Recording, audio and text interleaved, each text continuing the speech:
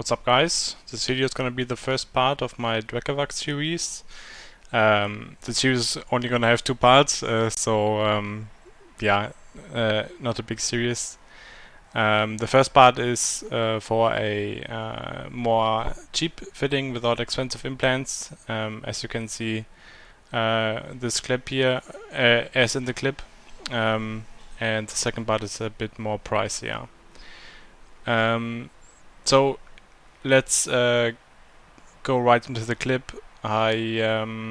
This is a gate camp crew basically, and the carriers just warped to a ping and started damping me. So I used my scepter to get a scram. The Loki decloaks here 30 of my scepter. He takes damage here. Loki is probably gonna focus it. I'm not sure if my scepter survives here.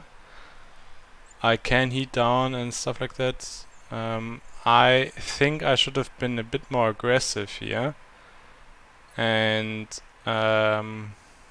actually no, it's fine. So the tackle frigates come in, Condor and Malediction and Gamo as well on grid. So these are the three frigates.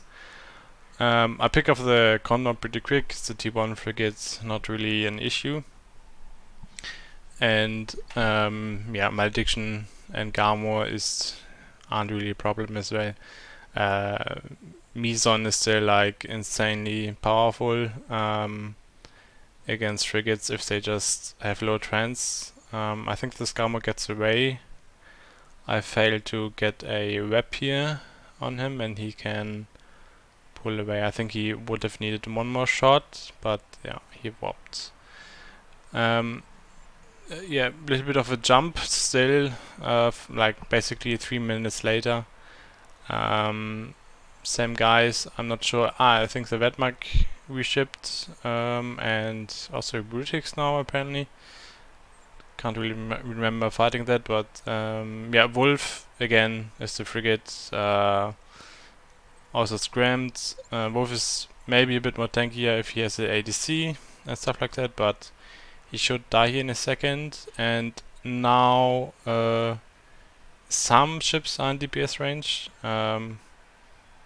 but not everyone because everyone is focusing my scepter. I realized that too late. I should have went in a bit more aggressive into the Gamo and Loki. My scepter dies here. I get the pot off. I'm not sure if I get the Gamo here. He probably okay. So he turns weird. He turns into me, which is pretty bad, but yeah, I get the kill here now. And now it's the Vedmak spooling on me with a backpack, so he's gonna be super fast. I think 3-3 is his cold speed. Oh, actually no, he throws down here 2-8. Ah no, that was a curve, so yeah, I think his cold speed is like well over 3k. My cold speed is like 2k, right? I don't have snakes in. And yeah, it's only 2k. So I start DPSing the Loki here. I don't think I can kill him because the Osprey will get reps more and more, and I'm also super scared of the long range reps. He turns here, and I fail to yeah, I failed to turn in because again, Vedmak could have collapsed on me. My Ansel is empty now. The Vedmak has been spooling on me pretty long. I now decide to... I think I want to try and kill the Vedmak. My addiction is a problem because I need to swap to him probably, yeah. And the Vedmak can still... Okay, so the Vedmak actually failed as well, maintaining his DPS range. But now I think this is the moment where I go in. My Ansel is empty, which is a bit scary. And maybe even I lose his DPS race, I think here. But looks good because Vedmak does not seem to have a plate, super squishy, and I can just maintain a little bit of speed. He's heating here, but I should be able to kill him with the last tick of the gun. Yeah, actually he had one server tick more and he would have lived. Basically that's about everything of the clip. I killed lots of frigates. I'm gonna kill 2 more I think, or 1 more crow. and maybe my addiction. But yeah, I kind of failed to stabilize or like to go back in, because again my heat is fucking 80% everywhere, and yeah, it's not great. So clip ends here. This next clip is just a short clip, basically a 1v1 against something about to decloak. Yeah, so this one, I knew that was gonna happen. I checked the killboard, and I knew that this Loki is cloaky camping with an Ishtar as bait, and I'm actually surprised he engages that. The Ishtar probably fails here. Like, I think he would have won the fight if the Ishtar would have put his drones on me.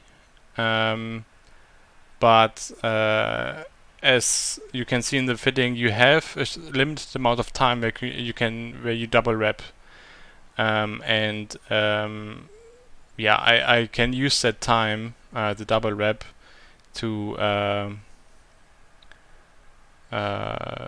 yeah, to wait. Also, Ishtar drones are on me, right? Maybe, I don't know. Yeah, so I killed this Loki quite easy, and then I think the Ishtar is the next free kill, but another group decloaks on me with a bomber, and I barely get out of scram and warp range, and I warp here. So let's talk about the fitting, I guess. Okay, so let's talk about the fitting. The fitting, like this fitting, in my opinion, is one of the best solo ships that I used in the past. Like, I just like it a lot because it combines the OP Tuclavian gun with OP command ships, and then OP Tuclavian EHP distribution again, and yeah, so no other battlecruiser gets like the same values without a snake set, or like at least, yeah, the Brutix Navy needs a snake set to get above 2k meters per second, and then I think lots of other battlecruisers are shit anyways.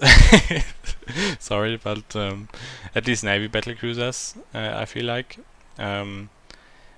Maybe they're not shit, but this Drekavac fitting is so much cost efficient for what you get. You basically pay, I think, maybe 600 million, 650, and you get a lot for it. So it has triple links, obviously double skirmish one to help you with everything in terms of defensive webs, offensive point going to 39 kilometers on the Caldari Navy points. This is insane. Basically, I love it because I can basically point so far that I can maintain Mystic all the time, or like Mystic and point is almost the same range. So I can take a lot of range from approaching blobs, or like 2 or 3 cruisers that has close, or like even a battleship that has close range guns, and I just love it. The next key point of the fitting is this dual wrap that's not stable. So obviously you don't want to run it every time. I hope you noticed in the first clip that I mainly used this ancillary to preserve cap, and then when my ancillary was out, I didn't reload because I still was in a like dire position, and I might have needed to use the ancil empty. But the main idea is to use the ancil at first and clear 1 or 2 DPS ships. And then when you're stabilizing a bit, the DPS goes down from the enemy, and maybe you can try to reload the ancil and use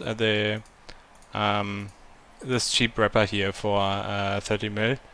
It's a bit better than T2, but it still wraps 230 EHP per second.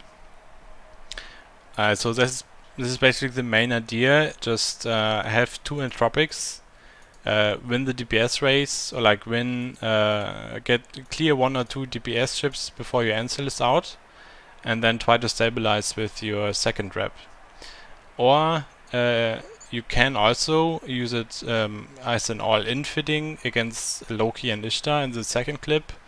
I definitely needed both reps heated in that fight, but obviously in a Loki versus Drekavac with a buffer tank Loki, or like a non-Dead Space Loki that has a stable tank, so I obviously knew that there's a Cloaky Loki, but most likely Cloaky Lokis at camp are like 720 buffer tank fit, and the Drekavac almost every time wins against the Loki because within a minute you have like maybe 500, 600 DPS. You can heat it. You can use your EC 600s, which is huge, and you also win like these high DPS damage races against maybe more expensive ships, or like higher tier. Implants, you definitely need the CPU and skirmish command mind link. CPU just because you need the fitting, and mind link to you pay 30 million for so much, you get speed, and point and web range, which is basically the main defensive tools. Or like the web is the defensive tool, speed is defensive most of the times, and the point is just very much easier for you to maintain tackle while you spool, and you don't need to get closer to scary targets. And then the Lancer, evasive and navigation hyperlink is not really necessary, but if you wanna pay it, I think it's quite nice. The rate of fire is nice. Evasive gives you a bit more agility on the grid when you turn, and then if you really wanna get more speed, you buy this 80 million for almost 100 meters per second. Boosters, exile, drop for better damage application, because maybe you spool on a cruiser with Mystic and actually it's not always a hit. Basically, when you need to position yourself better on the grid, you go full speed, and maybe the enemy cruiser goes in a different direction, or just maybe a 50-degree angle, and you graze or fail to hit.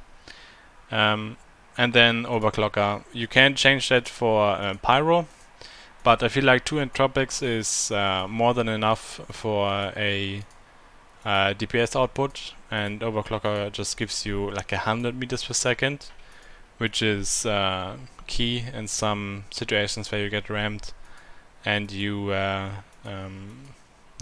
pull away from the webbed enemy at like 15 kilometers or so. Okay, so that's about it for the video. Like I said, next video is gonna be a second part from the Drekavac series. It's gonna be a more expensive Drekavac fitting, shown here in the top tab. Also a pretty nice fight I got there, so stay tuned and see you next time.